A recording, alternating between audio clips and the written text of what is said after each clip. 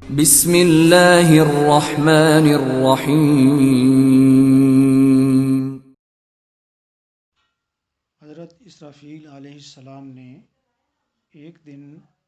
لوح محفوظ میں لکھا ہوا دیکھا کہ اللہ کا ایک بندہ 80,000 سال تک اللہ تعالیٰ کی عبادت میں مصروف رہے گا، مگر آخر کار اس کی یہ عبادت اس کے منہ پر مار دی جائے گی اور اس کے گلے میں لعنت کا طوق ڈال کر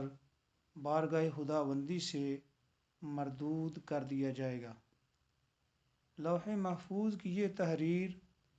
پڑھ کر حضرت اسرافیل علیہ السلام رونے لگے کہ شاید وہ بندہ میں ہی ہوں۔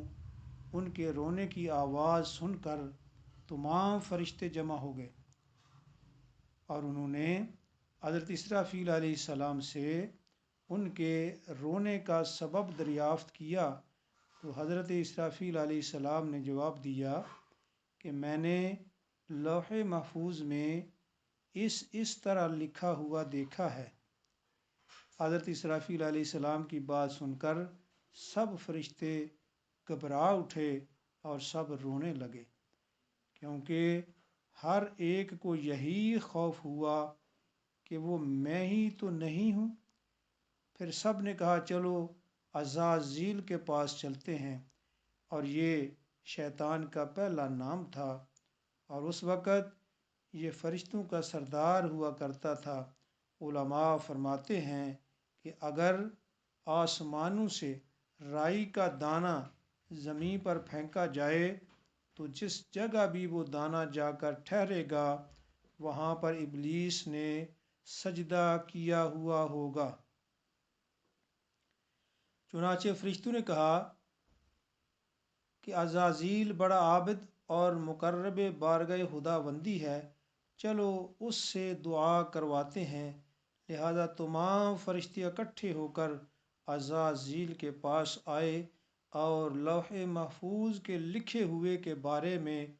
بتا کر دعا کرنے کے لیے کہا، تو عزازیل یعنی شیطان نے بڑی عاجزی سے دعا کی اور اس طرح کہا، اللہم لا تغضب علیہم، اے اللہ ان پر اپنا غضب نہ فرمانا، انہیں اپنے قہر سے محفوظ رکھنا۔ ملعون نے دعا میں اپنے آپ کو شامل نہ کیا اور ان کے لیے دعا کی، اس طرح دعا نہ کی، اللہم لا تغضب علینا، اے ہمارے رب ہم پر غضب نہ کرنا۔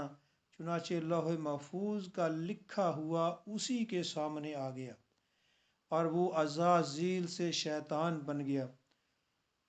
سبق: انسان کو چاہیے کہ وہ ہمیشہ اپنے نفس کو پیش نظر رکھے اور اس کی غلطیوں سے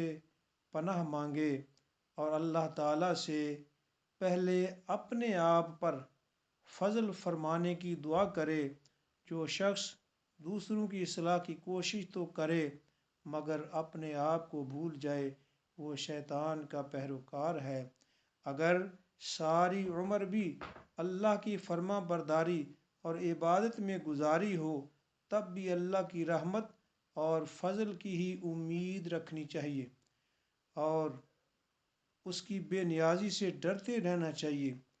اور اپنے آپ کو کبھی بھی بڑا نہ سمجھنا چاہیے، کیونکہ ہمارے پیارے آقا کریم صلی اللہ تعالیٰ علیہ وسلم جو نہ صرف معصوم عن الخطا ہیں بلکہ معصوموں کے بھی سردار ہیں، دعا میں پہلے اپنی ذات مقدسہ کا ذکر فرماتے، لہذا اللہ سے مانگتے ہوئے